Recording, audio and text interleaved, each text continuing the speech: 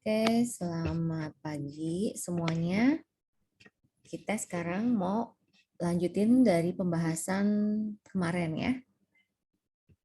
Di pertemuan kemarin kita sudah belajar pengertian evaluasi, dari mulai pengumpulan, proses pengumpulan, analisis, penafsiran, pengolahan, dan interpretasi informasi data. Ini yang nanti kalian akan melakukan pembelajaran berupa pengumpulan informasi ya. Nanti kamu dari informasi itu nanti kamu bisa mengidentifikasi atau menganalisa, belajar nanti itu pertemuan 6, 7, 8. Nah, ini modal awalnya. Apa itu fungsi evaluasi, ruang lingkup evaluasi. Jadi nanti ketika kalian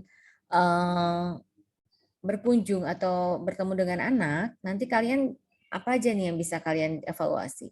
Ya kegiatan si anak. Makanya itu nggak mungkin 1 hari atau 1 jam itu kalian bisa melakukan itu, data terkumpul itu agak mustahil ya. Apalagi anak-anak. Jadi makanya tadi saya tawarkan waktu yang kalian bisa. Jadi benar-benar kalian dengan prokes ya, pastinya dengan prokes. Makanya harus anaknya yang kalian kenal dan atas izin orang tua. Itu nggak bisa lama-lama, mungkin 1 hari kamu mungkin cuma 1 jam aja. Nanti janjian lagi besoknya atau pas ada waktu. Jadi kalian bisa melakukan evaluasi itu dari misalnya kegiatan yang dilakukan anak, terus kata-kata yang diucapkan anak, terus bahasa tubuhnya, ekspresi wajah, sampai nanti kalian cek portofolio atau hasil karya anaknya. Detil ya, detil. Makanya maksimal ya minimal 1, kalau kelompoknya berlima boleh 2 anak gitu. Tapi harus detil informasinya. Ya, dan sekarang kita akan bahas tentang ini, prosedur evaluasi. Apa sih prosedur evaluasi? Kita lihat di sini ya. Pertama, guru. Kalian ini anggapnya guru ya, posisi kalian anggapnya guru. Guru melaksanakan penilaian seiring dengan kegiatan pembelajaran. Jadi, sambil melakukan kegiatan pembelajaran, guru juga bisa melakukan penilaian berbarengan. Terus hal-hal yang perlu dicatat oleh guru sebagai bahan penilaian harian, misalnya pencapaian indikator harian. Ketika kalian bikin dulu RKH ya, mungkin masih ada sekolah yang di daerah-daerah, kabupaten, pelosok masih pakai istilah ini, jadi sama aja RKH, RPPH. Ya, jadi itu pasti ada indikatornya. Nah, evaluasi itu bisa dilihat dari tercapai nggak indikator di RPPH itu. Jadi nanti ketika kalian ke sekolah, kalian bisa ngecek dari ini ke gurunya, dari RPPH si anak, terus tercapai nggak indikator yang di RPPH itu. Ya, nanti kalau misalkan kalian observasi atau wawancara guru untuk mengumpulkan data tentang si anak, jangan lupa dicek bagian ini ya. Karena itu masuk dalam prosedur evaluasi. Terus untuk ada juga kan ada kolom penilaian, misalnya ya kemarin saya kasih lihat ya, nanti kita lihat lagi anak mampu, kemampuannya belum berkembang, mulai berkembang, masih perlu bimbingan atau sebagainya, nanti bisa dicek sesuai dengan kebijakan sekolah bagaimana penilaiannya. Terus untuk penilaian kegiatan belajar mengajar atau KBM, dicatat keterlaksanaan kegiatan hari itu, ini bukan hari itu ya, hari itu sekaligus mengukur keberhasilan KBM-nya. Catat pencatatan hasil penilaian harian sesuai dengan kurikulum. Oh, jadi nempel-nempel. Ya, jadi ini prosedur evaluasi. Jadi pertama jalan ya, evaluasi bisa dilakukan, prosedurnya bisa seiring dengan kegiatan pembelajaran. Tadi ya hal yang perlu dicatat yaitu pencapaian indikator di kolom penilaian, terus penilaian KBM dicatat keterlaksanaan kegiatan hari itu, sekaligus keberhasilan KBM-nya. Biasanya kalau guru tuh evaluasi nggak cuma anak satu-satu. Kalau yang kalian lakukan nanti pertemuan 678 itu adalah anaknya. Kalian nggak evaluasi proses pembelajaran di sekolah, gurunya nggak ya. Nanti masih belajar anaknya. Satu anak juga ada apa-apa. ya. Tapi satu anak kamu gali mendalam. Terus prosedur yang ketiga itu cara pencatatan hasil penilaian harian sesuai dengan kurikulum. Jadi apakah penilaian itu sudah sesuai dengan kurikulum? Kurikulumnya apa? Kurikulumnya bisa Permendikbud 137 misalnya. Kurikulum K13 atau mungkin ada kurikulum yang sekolah udah pakai kurikulum sekolah penggerak mungkin, atau kurikulum sekolah yang lain juga mungkin kurikulum yang lain, silahkan disesuaikan ya. Proses evaluasinya itu sendiri pertama, gimana ya prosesnya? Yang pertama itu dilakukan secara berkala. Rutinnya ada secara berkala, intensif, bermakna, menyeluruh, dan berkelanjutan. Ya, itu. Yang kedua, pengamatan dilakukan pada saat anak melakukan aktivitas belajar. Ketiga, sebentar. Yang kedua, kalau kalian di rumah gimana dong, Bu? Kalau di rumah gimana cara ngamatin? Ingat, anak PAUD belajar itu nggak mesti pegang pensil, nggak mesti di meja duduk calistung. Ingat ya, itu yang harus kalian tanamkan dalam pikiran kalian. Kalau belajar anak PAUD tuh harus calistung.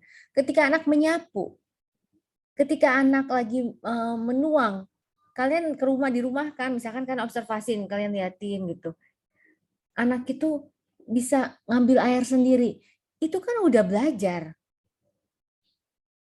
Berarti motoriknya oke loh, dia bisa ngambil nuang, pegang gas terus nuang itu misalkan sendiri air, atau dia tuang dari teko, itu keren. Atau dia bisa pakai sendal sendiri, pakai sepatu sendiri, itu bagian dari data kalian. Jadi aktivitas belajar anak PAUD itu jangan melulu dipikir adalah ketika pegang pensil, paper and pencil, itu baru belajar. Enggak ya. Ya, ini disamain dulu persepsinya. Ketiga, secara berkala, guru mengkaji ulang catatan perkembangan anak dan berbagai informasi lain termasuk kebutuhan khusus anak yang dikumpulkan dari hasil pencatatan pengamatan, anekdot, dan checklist. Mungkin nanti ketika kalian melakukan observasi tanpa sadar, kelihatannya anaknya misalkan normal aja, tapi pas di checklist, kamu menemukan sesuatu yang menarik, ternyata kok nggak sesuai sama usianya ya Bu ya. Itu nggak apa-apa ya. Kalian jangan langsung ganti subjek, nggak boleh ya, itu nggak sopan. Bu, anaknya susah, diganti aja subjeknya.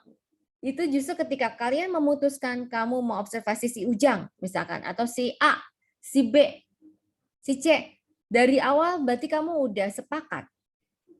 Jadi kelompok udah memutuskan atas kesepakatan kelompok. Anak si A atau si B atau si C atau si X atau si Z itu yang akan kalian lakukan evaluasi. Itu enggak boleh seenaknya diganti ya. Misalkan tengah jalan anaknya enggak asik, ganti anak. Enggak ya, itu tidak bertanggung jawab. Ingat, respect. Kita hargai anak, apapun itu. Justru kalau anaknya tidak kooperatif atau mendadak anaknya misalkan tantrum atau anaknya ternyata di tengah jalan kalian menemukan kayaknya ABK deh kayak gitu, justru nanti ketika kalian presentasi tanggal 14 nanti, kalian akan banyak itu akan menarik presentasinya. Jadi kalian akan bilang dari hasil observasi begini, dari hasil wawancara begini, rangkuman wawancaranya, dari kuesioner didapat ternyata meskipun dia usia 6 tahun, tapi banyak yang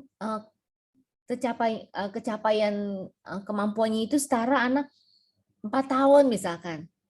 Dari checklistnya misalnya kayak gitu. Menarik kan? Ya.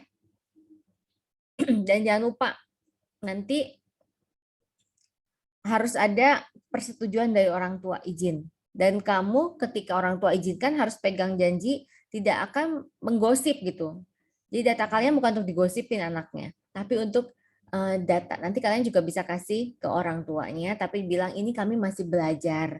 Jadi kami ini jangan, biar orang tua juga jangan percaya 100% karena kan masih belajar kalian gitu ya. Jadi komunikasinya harus baik. Bisa? Bisa nggak? Mana responnya? Bisa, Bu. Bisa, Ibu. Bisa ya?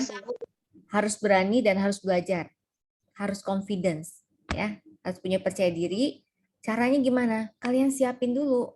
Ibaratnya mau tempur, harus ada lengkap amunisinya, senjatanya. Senjatanya apa? Tabel perkembangan, teori, semuanya itu harus lengkap dulu sebelum ke lapangan. Seru kok. Nanti kalau kalian itu daripada baca teori terus, kalian kalau udah langsung bisa menemukan case-nya, langsung kayak gitu, itu nanti kalian lebih paham pastinya. Terus yang ketiga, secara berkala, oh ini yang tadi ya, ini. Nanti kalian bisa nih ketika wawancara mengumpulkan data dari guru, boleh minta ini nih data. Ya. Terus keempat, melakukan komunikasi. Nah, baru tadi saya bilang, komunikasi dengan orang tua tentang perkembangan anak termasuk kebutuhan khusus anak. Nah, jadi jangan berpikir, aduh, dapat jackpot, anaknya ABK gitu. Terus kalian langsung ciper, langsung enggak ya. Dan nanti dalam perjalanan, kan kalian tugas kelompok mandiri kan, tapi kalau ada yang mau ditanyain silakan WhatsApp saya atau tanya di grup ya. Oke, jangan khawatir gitu. Kalian masih belajar. Inilah enaknya jadi mahasiswa apa? Karena kalian masih belajar, kalian masih ada dosen, masih banyak buku, masih dimaafin gitu kalau ibaratnya masih ada kesalahan karena masih belajar. Tapi nanti ketika kalian udah jadi guru beneran, udah di sekolah, kan harapannya udah nggak ada kesalahan-kesalahan ketika zaman kuliah dulu kan. Jadi pakai kesempatan ini, jangan bergantung sama temen. Kalian semua juga harus punya kemampuan itu, meskipun kelompok tapi masing-masing juga semuanya harus punya kemampuan itu, pengalaman ya. Dilakukan secara sistematis, terpercaya dan konsisten. Ingat ya, ketika kalian janji sama orang tua, Bu, saya setiap hari mau observasi anaknya, boleh misalkan. Nanti kami nggak lama-lama, kami maksimal 1 jam aja.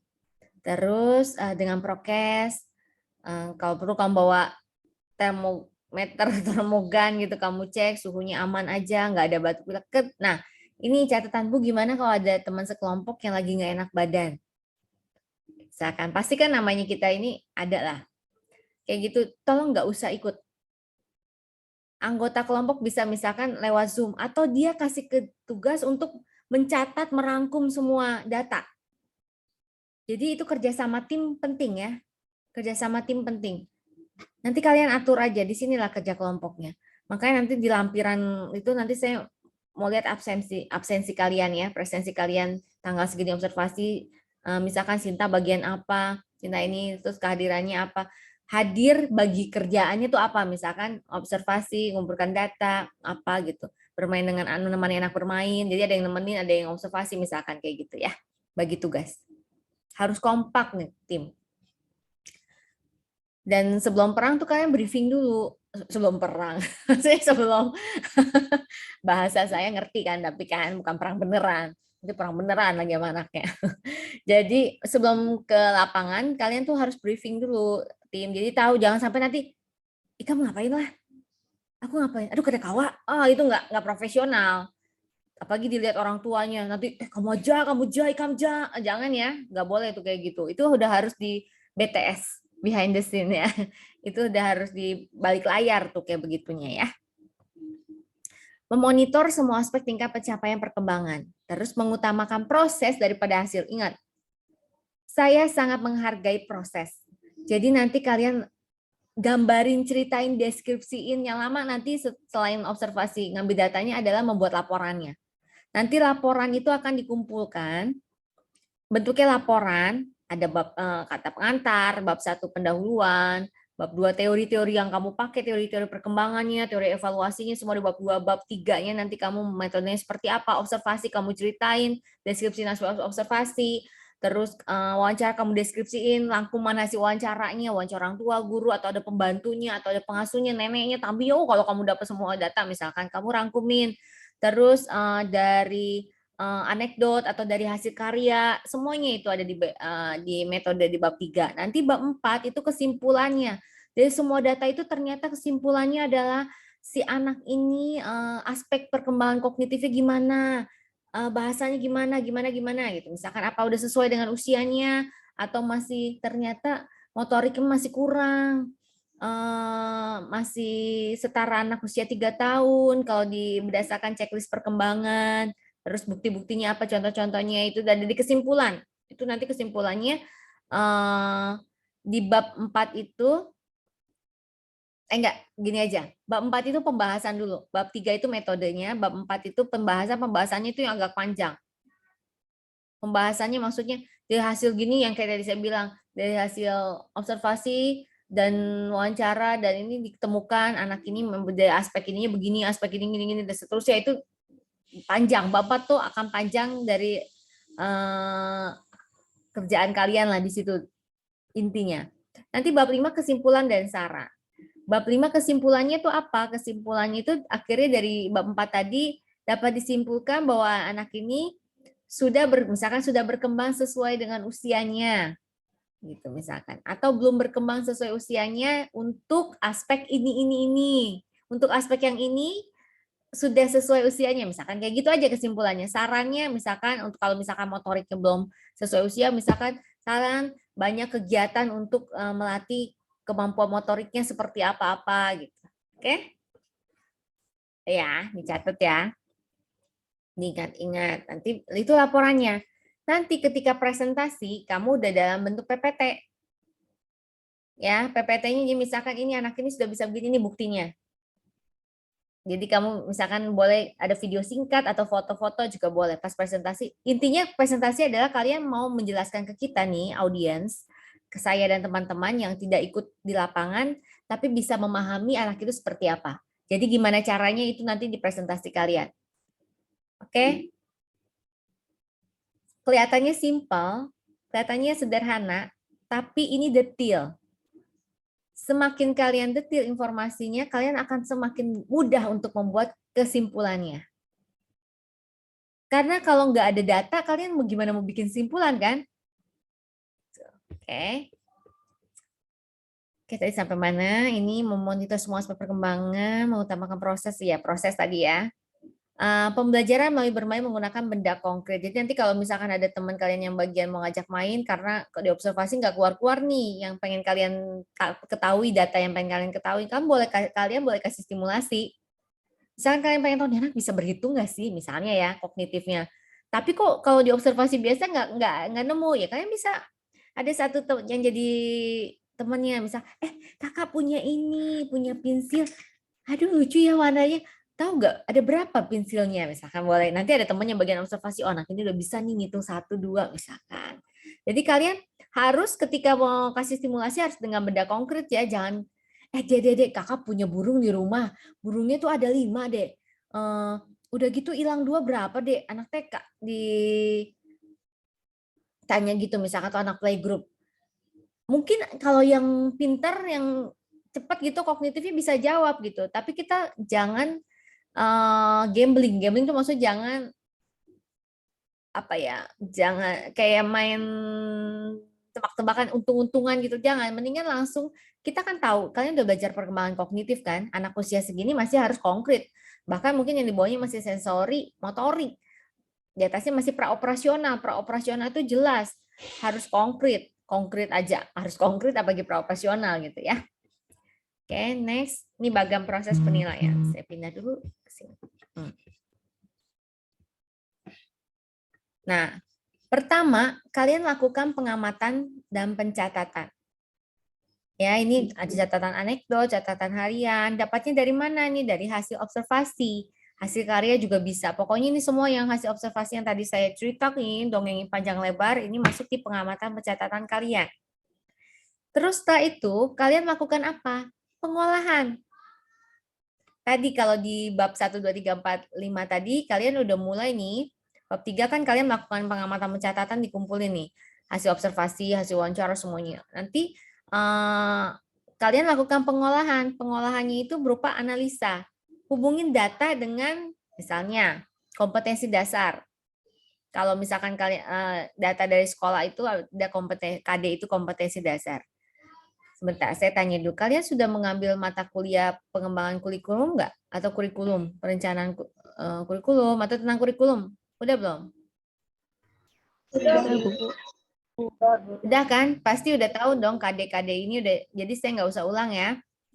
Kalian lihat aja, buka lagi mata kuliah kurikulum. Itu ada KI, ada KD, kompetensi inti, kompetensi dasar. Terus ada STTPA, standar tingkat pencapaian perkembangan anak.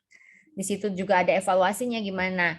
itu nanti kalian bahan untuk analisa adalah menggabungkan data-data itu dengan misalkan KD, kompetensi dasarnya anak ini sudah bisa apa gitu kan, anak usia segini harus sudah bisa apa misalkan. Nanti kamu bisa bentuknya di checklist, paling gampang kan, dari hasil data.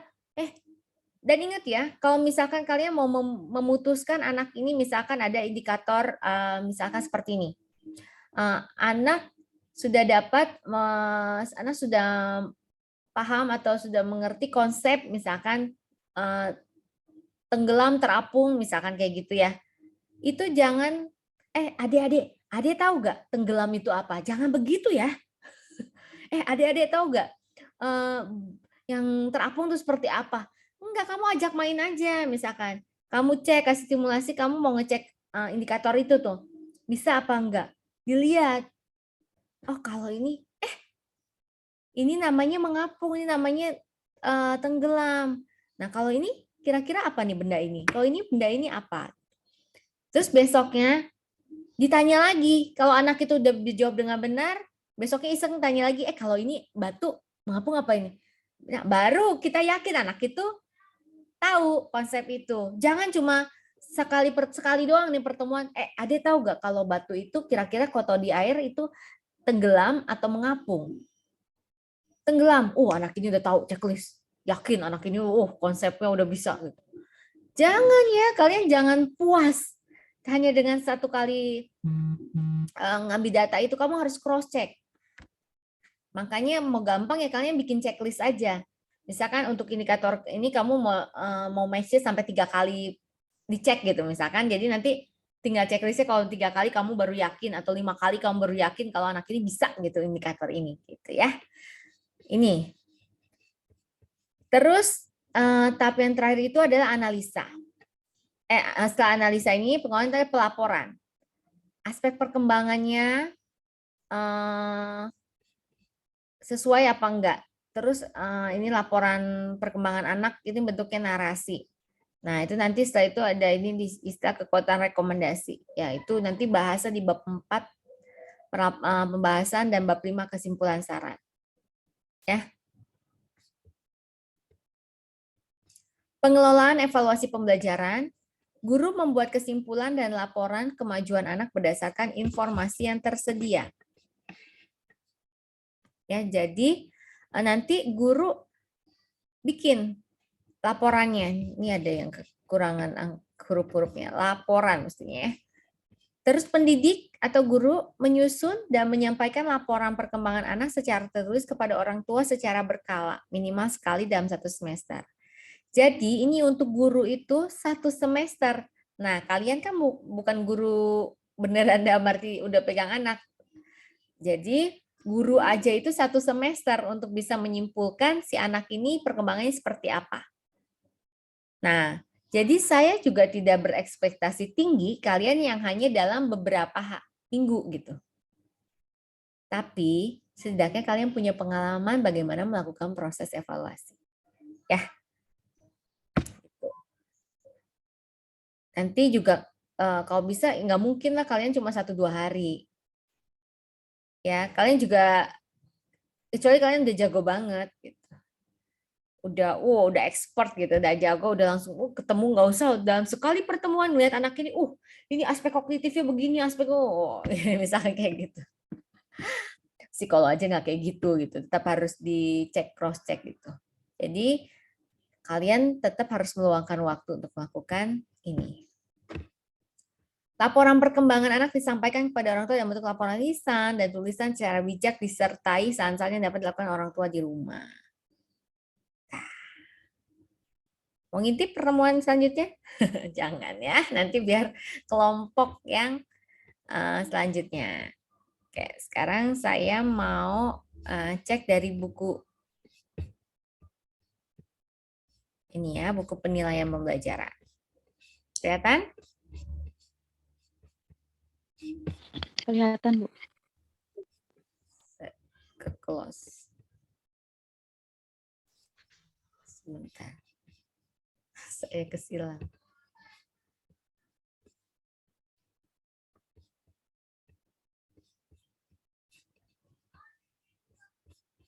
Nih.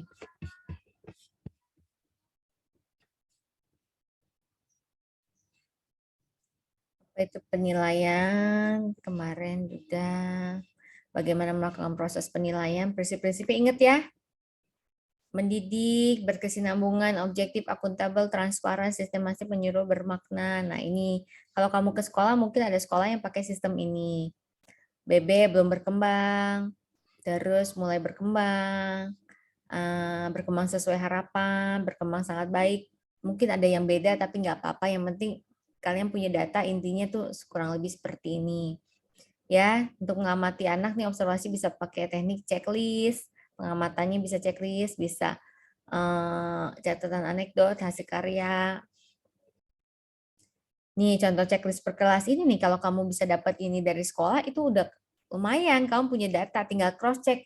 Kadang kan di sekolah gini, ada anak yang di sekolah sama di rumah beda.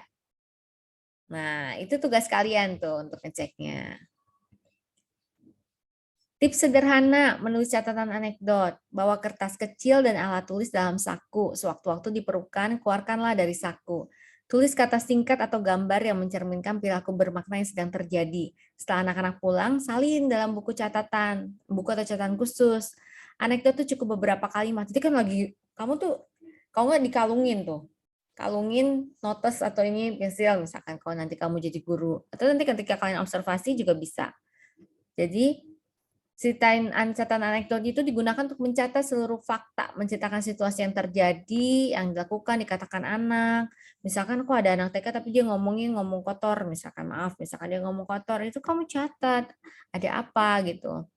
Jadi nggak mesti terpaku yang ada di RPPH. Jadi catatan anekdot memungkinkan nih untuk mengetahui perkembangan anak yang indikatornya baik tercantum maupun tidak tercantum dalam RPPH. Itulah catatan anekdot. Yang penting ada nama anak. Gila, kamu catat-catat terus nanti pas sampai rumah, ini observasi catatan anak yang mana ya? Kamu nggak catat namanya. Ya itu kan konyol. Kamu harus tahu ketika kamu mencatat catatan, ini catatannya siapa, anak siapa gitu. Terus kamu nanya, kemarin besok di kelas, adik-adik kemarin siapa ya yang nangis gini-gini, kan nggak lucu. Kamu makanya jangan lupa kalau kamu observasi siapa anak yang kamu observasi. Itu kalau anaknya banyak ya. Terus nih di sini dikasih tahu nama anak yang dicatat perkembangannya, kegiatan main atau pengalaman belajar yang diikuti anak. Ya, nanti bisa dibaca. Ini sebenarnya tugas untuk minggu depan ya, Senin depan. Ya. Contoh-contoh anekdot, contoh-contoh karya anak.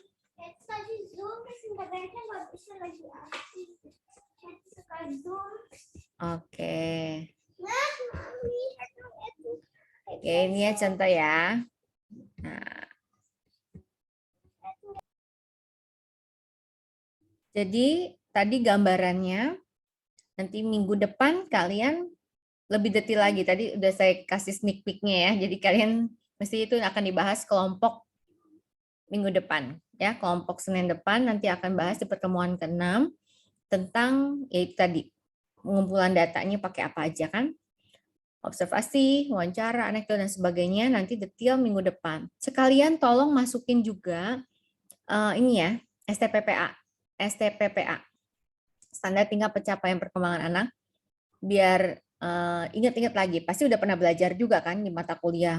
Banyak sih setiap mata kuliah pasti kan kalian itu Permendikbud atau Permendiknas ya, Permendikbud 137. Ya. Atau kalian punya teori lain juga boleh. Ingat ya, bebas. Yang pasti kan Permendikbud 137 biasanya itu yang umum dipakai sekolah-sekolah.